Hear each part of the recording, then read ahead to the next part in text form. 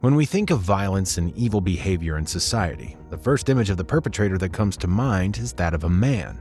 But oftentimes, we're wrong. Women are just as capable of causing mayhem as men, and history provides evidence about some of the female angels of death that lived among us. These women did horrifying things that will send a chill down your spine.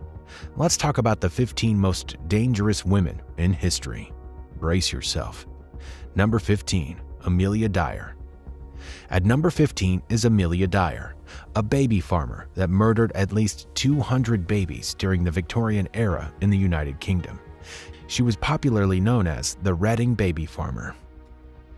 Although Dyer had a tough childhood, she was born to a local shoemaker and had to care for her mentally ill mother. She struggled to become a trained nurse and midwife. But as a nurse, Dyer preferred to use her skills to get rid of babies. During the Victorian era, baby farming was a common and lucrative practice. It involves taking in unwanted babies from single mothers for a fee. Under the guise of taking care of them, these children were maltreated and even killed. Dyer stepped into this business world after learning the practice from a colleague.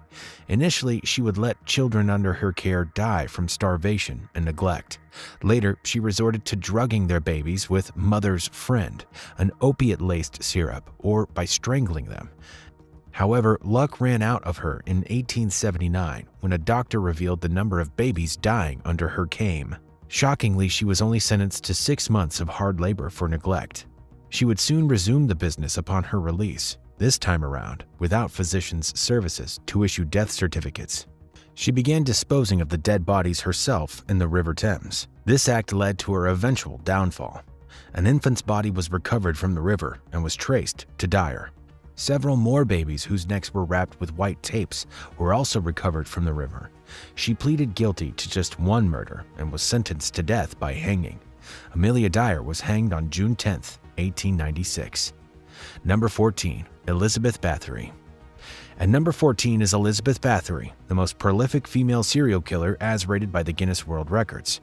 She purportedly tortured and murdered over 600 women between 1585 and 1610. A Hungarian countess, Elizabeth Bathory was born in 1560 into a prominent Protestant nobility in Hungary. Her relations included an uncle and a nephew who were King of Poland and Prince of Transylvania, respectively. She married a count and bore him 4 children between 1585 and 1595. Some years after the count's death in 1604, a litany of crimes against female servants and minor noblewomen was leveled against Bathory. King Matthias, the King of Hungary, ordered her cousin, the Count Palatine of Hungary, to investigate the allegations. After taking depositions from different people living close to her estate, she determined that Bathory had tortured and killed more than 600 girls and women, abetted by her servants. She would strip them naked, torture them by driving needles into their fingers or whipping them with stinging nettles, and force them into deadly ice baths during winter. In 1609, Bathory and her servants were arrested. The servants were tried and 3 of them were executed. Despite the substantial evidence against Bathory, she never faced trial, as her family was so influential during the period. Instead, she was confined to her chambers, where she remained until she died in 1614. Number 13, Maria Licciardi. At number 13 is Maria Licciardi, a notable female criminal that ran the Camorra crime syndicate in Naples. Nicknamed La Madrina, the Godmother, the Scarlet Pimpernel of Italy, and La Piccolina, the Little Girl. One can only imagine what earned her so many nicknames. Maria Licciardi is an Italian mafia boss notorious for her involvement in mafia-led organizations, auction rigging, and receiving illegal funds. She came from the Camorra crime family in Italy. The Camorra is a group of criminal clans with a history of macabre internal conflicts.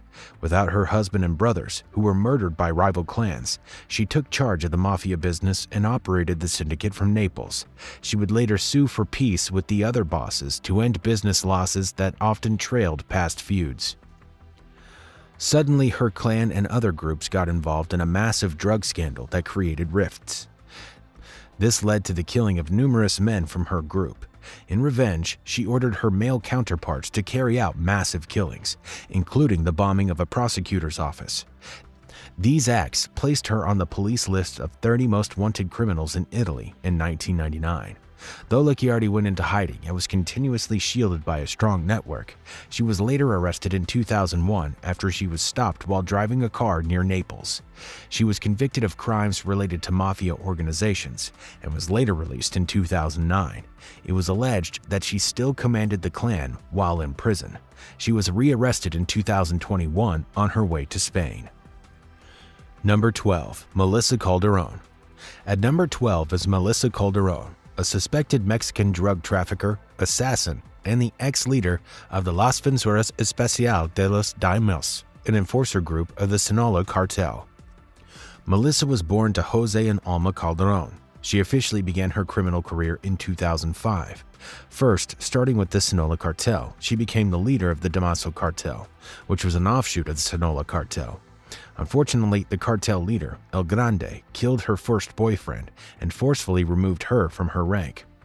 In what could be seen as a reprisal attack, Calderon became the Las Forenza leader and launched an internal war against El Grande alongside her new boyfriend, Hector Gomez, El Chino, whom she made her second in command.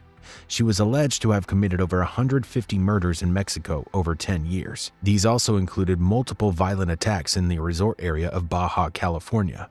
Rumors have it that some corrupt police officers aided her. The police arrested Calderon when she was about to get on board a flight in 2005. It was rumored that her most recent boyfriend turned her in by sharing intelligence that led her to capture. She was tried and sentenced to prison. She's currently lodged in a maximum security prison where she expects to remain the rest of her days. Number 11. Angie San Clemente Valencia. At number 11 is Angie San Clemente, who could also be called the cocaine model. Angie San Clemente is a one-time Colombian supermodel who once dreamt of getting fame while walking on the runway and living a life of luxury. Unfortunately, her modeling career ended abruptly following her sentence by an Argentinian court for her involvement in a cocaine racket. Originally from Colombia, San Clemente started as a beauty queen and lingerie model and even qualified for the International Queen of Coffee beauty pageant in 2000. However, 2 days later, she was dethroned after she was found to be married.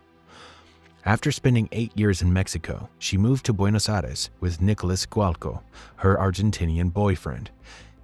Her fall began in December of 2009 when the arrest of another model, Maria Noel Lopez Iglesias, was intercepted on a flight from Argentina to Mexico with a suitcase containing 55 kilograms or 121 pounds of cocaine. Upon questioning her, she confessed to being a syndicate of San Clemente, who was arrested less than a year later in a local hostel in Buenos Aires, where she had been staying under a false name. San Clemente would recruit young female drug mules to smuggle drugs into Europe. It was reported that she was the ringleader of one of the largest drug syndicates in the world. She was finally jailed in the same year she was arrested. After 3 years, she was released, deported to Colombia, and banned from returning to Argentina. Number 10. Griselda Blanco. At number 10 is Griselda Blanco, a Colombian cocaine trafficker with a vast empire in the 1970s and 80s when Pablo Escobar was yet to find his place in the cocaine industry. Born in 1943, Blanco, also known as the godmother of cocaine, the godmother, and Black Widow, grew up in poverty. It was reported that she ventured into crimes as early as age 11. At 11, she was involved in a kidnapping case where she allegedly shot the victim after his family refused to pay the ransom despite their wealth. After running away from home, she began looting in Medellin, after which she migrated to the United States under a false identity. She established herself as the godmother of cocaine, eliminating her competition. It is therefore not surprising that by the early 1980s, Blanco had become a key player in the Miami drug wars, notably referred to as the Cocaine Cowboy Wars. She became one of the deadliest women whose reputation sent fear down the spines of many people. Blanco was fingered in hundreds of murders and killings that swept the city of Miami at the period. In 1985, Blanco was arrested by the DEA in her home. Subsequently, she was charged with conspiracy to manufacture, import, and distribute cocaine. She was found guilty and sentenced to 15 years imprisonment. While serving her sentence, the state of Florida charged her with 3 counts of first-degree murder. Blanco pleaded guilty in 1998, bagging 20 years imprisonment. However, she was released and deported to Medellin in 2004. After which she allegedly retired from crime. 8 years later, she was killed by a gunman who entered a butcher shop where she went to buy meat. Her story inspired the documentary Cocaine Cowboys, produced in 2006. Number 9. Aileen Wuornos. Named the first female serial killer in the United States in 1991. One would think that all serial killers are men, not knowing that there are worse female serial killers. Aileen is an example of such a woman. A prostitute turned killer, Wuornos was born on February 29, 1956, to Leo Pittman, a sociopathic child murderer whose stint in various mental hospitals ultimately led to his death in prison. During her formative years, she was arrested for crimes bordering on check forgery, illegally possessing firearms, auto theft, and armed robbery. All of these earned her an attitude poor record. Living on the streets and in motels, she continually killed men who picked her up, claiming that all the murders were done in self-defense. As you'd expect, she would claim the men tried to harass her sexually. She murdered at least 7 middle-aged men between 1989 and 1990 in Central Florida. She would rob her victims by stealing their cars before shooting them to death. In 1986, Wuornos got involved in a romantic relationship with Tyria Moore. The duo sold stolen items at Florida pawn shops. Unfortunately, during some murder investigations, Volusia County Police found some items belonging to Richard Mallory, Wuornos' first victim, at a local pawn shop. The receipt showed Wuornos' thumbprint. In early 1991, Wuornos was arrested at a biker bar in Harbor Oaks, Florida, after which she admitted to killing her victims, albeit in self-defense. Her supporters hailed her for acting in defense against male aggression. A year later, she admitted to killing her victims for profit and not in self-defense. As she claimed earlier, she was executed by lethal injection. Her life story would later form the storyline of the popular movie Monster in 2003. Number 8. Juana Barraza. At number 8 is Juana Barraza, a Mexican serial killer and con artist accused of killing more than 49 people. Juana Barraza was born to a police officer whose wife was an alcoholic prostitute. Her mother abandoned her while she was still a toddler. At age 12, her mother pimped her to a man in return for 3 bottles of beer. The man, Jose Lugo, abused Barraza for 4 years. After her mother's death, Barraza left for Mexico City, where she had 4 children after several failed marriages. Her first child died in a gang shooting at the age of 24. Between the 1980s and 1990s, she worked as a masked wrestler under the alias La Dama del Silencio, translated as the Lady of Silence. Being cash-strapped, Barraza resorted to stealing and burglary in conspiracy with a friend, Araceli Tapia Martinez. In 2000, she retired from wrestling and became so desperate that she began to murder elderly people in Mexico City brutally. She would pose as a nurse to gain her victims' trust. She would then beat them up, strangle them, rob them, and keep some of their items as trophies. Initially, the police dismissed the claim of a possible serial killer. It wasn't until 2003 that they admitted the possibility of having a serial killer in the city. This is after they had enough evidence, including testimonies from witnesses. In 2006, Barraza was seen leaving a murder scene of a landlady when a passing police patrol arrested her. 3 years later, she was tried for 30 murders, out of which she was found guilty of 16. She was sentenced to 759 years in prison. However, she would be paroled in 2058 when she would age 100 years. Number 7. Estebales Carranza, the ice cream killer. The chill in Estebales Carranza's ice cream does not give pleasure. This one gives a head-bursting brain freeze. Looking at Estebales' pretty face, one wouldn't think she would be capable of the inhumane things she did, since she also ran a successful ice cream business in Austria.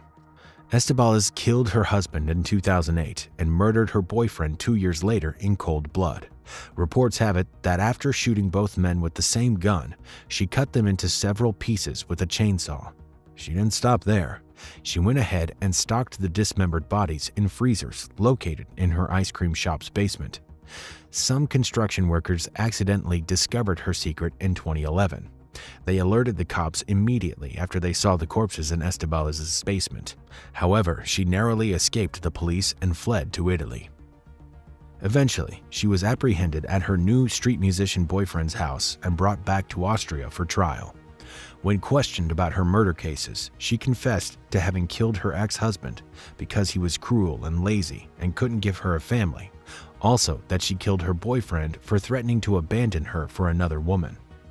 A psychiatrist confirmed that Estebales was mentally abnormal, dangerous, and bloodthirsty, and if that she is released, she will likely kill again. After her trial, Estebales got a life sentence and was to serve her jail time in a secure mental institution in Austria.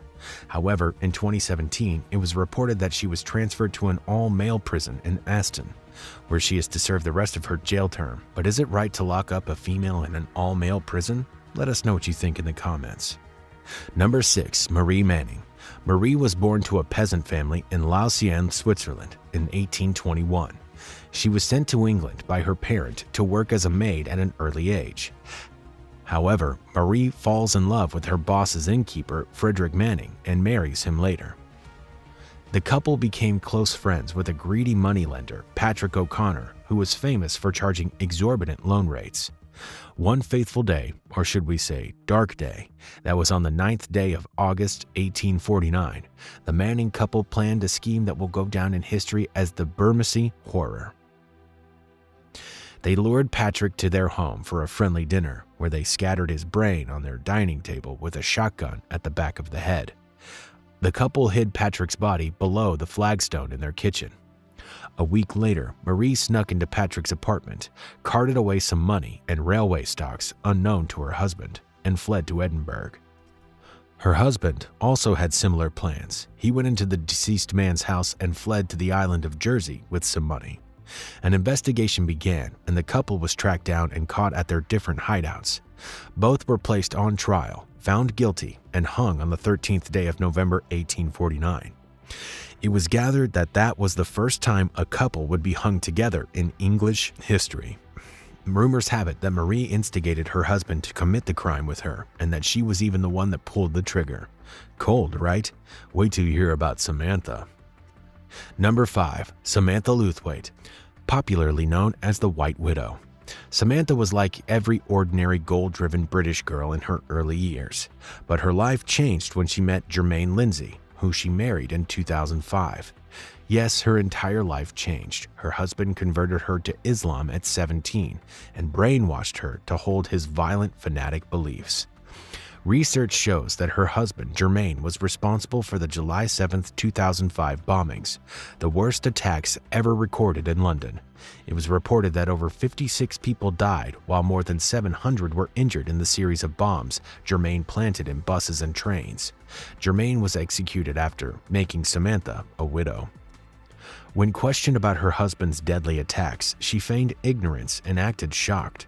It was later discovered that all the attacks Jermaine staged were Samantha's ideas. However, she ran to Kenya using a fake passport before she could be arrested. She continued her evil attacks in her host country and has since been a fugitive wanted by MI6, MI5, and the CIA. She staged a major bombing on a popular bar in Nairobi, Kenya in 2012 and has funded scores of bomb attacks on places of worship and shopping malls. Reports have it that Samantha currently lives in Somalia with her notorious militant group Al-Shabaab. Who knew a well-raised Christian girl could turn out to be so evil? Samantha's perfect proof that evil might just be an inborn thing. Number 4. Diana Lovejoy. Next at number 4 is Diana Lovejoy. Don't be fooled by her name. This woman has no joy in her. Born in 1972, Diana has lived her whole life in the United States. She graduated from Mountain View High School and furthered her studies at the University of California, where she obtained a degree in French, psychology, music, and literature. She worked as a lead documentation specialist at Nokia, after which she switched careers to become a fitness coach. She met Greg Mulvihill on a dating site in 2005, after which they started dating and eventually got married in a private wedding in 2007. The fire of their love burned low gradually and quenched in 2014 when they finally filed a divorce. Their divorce dragged on for 2 years, and the evil in Diana awakened when the family court ordered that she share custody of their son and pay a monthly $100 for child support. She then connives with her boyfriend to kill her husband, shooting him with a target at his heart. Greg was left for dead but narrowly escaped and reported his ordeal to the police. After her trial, Diana was sentenced to 26 years in prison, while her boyfriend, McDavid, was to spend 56 years behind bars for pulling the trigger. The intriguing part of Diana's story was that upon hearing her sentence, she cried and went into shock. What was she expecting from her act of cruelty? A woman that can attempt to kill the father of her child is dangerous and should be made to face the full wrath of the law. Number 3. Mary I of England. At number 7, we have Mary I of England, aka the Bloody Mary. Muddy First is one of the evilest women ever. The agonic sounds of crying of her victims while burning on stakes were music to her ears. She practically enjoyed it. Before she ascended to the throne of England, she had a major competition. Politicians initially favored Jane Grey for the throne, and she was set for her coronation. However, Mary gathered forces, had Jane beheaded, and became the first ever Queen of England. Her inherited passion fueled her cruelty to restore the Catholic faith to England. She married Prince Philip of Spain, sending panic around England and making over 800 Protestants flee the country. The height of Mary I's cruelty was staged in 1555, when she started the mass execution of Protestants. She made a Protestant Archbishop Thomas Cranmer watch other bishops burn on a stake, after which he was also burned on a stake. However, Mary I's reign was short. It was gathered as she died from ovarian cancer or cysts in 1558. Number 2. Tamra Samsonova. Number 2. Tamra Samsonova, also known as the Granny Ripper. This innocent-looking old woman is super deadly. Tamra killed at least 13 people over 15 years before she was caught. In 2000, her husband was reported to have mysteriously disappeared, after which she started renting her apartment to people. The mysterious thing is that every person she rented the apartment to would later report to have disappeared too. Upon investigation, detectives discovered that Tamra was behind the whole thing. She poisons her victims and uses ghastly but obvious methods to dispose of their bodies. Some would say she threw in nearby ponds, and some she would chop into pieces and trash. Rumors have it that she even ate her victims. During a police investigation, a body of one of her victims was found in her apartment. A further search of her apartment revealed blood in her bathroom and a diary where she took notes of her hideous adventures. One of the pages in her diary read, "I killed my tenant, Velodia, cut him in pieces in my bathroom with a knife, and put his body in plastic bags and threw them away." This psychopathic serial killer granny also admitted to having cut off her victims' heads and boiled it in a saucepan. Surveillance footage captured this with the exact saucepan she described. She was diagnosed with schizophrenia, a mental disorder that makes her hallucinate and hear strange voices. Currently, 75 years old, Tamra is hospitalized in a psychiatric hospital. Number 1. Natalia Baksheva. Now, number 1 is Natalia Baksheva. This woman will cause you to shiver. A gruesome cannibal that cooks and eats human flesh alongside her husband. Baksheva is probably the evilest woman ever. Her horrid deeds were discovered by a walker who found a smartphone in the Russian city of Krasnodar. The finder checked through his phone and was shocked by its gallery's gruesome photos of severed human body parts. Upon investigation, the phone was traced to Natalia Baksheva and her husband. They were later found responsible for kidnapping, killing, and eating over 30 of their victims since 1999. The peak of their crime is shown in a photo taken in December 1999, where they served a human head as Christmas dinner. When this couple was arrested in 2019, the police discovered several frozen parts of 8 different persons in their freezer. However, the weirdest part of this story is the court sentencing. Natalia was sentenced to 11 and her husband to 12 years in prison, although he died in 2020. But what do you think makes some humans so cruel? What makes some humans want to harm or kill other humans? Could it be their upbringing, fanatic beliefs? Could it be drugs or narcotics? Or is it just insanity? Let us know your take in the comments.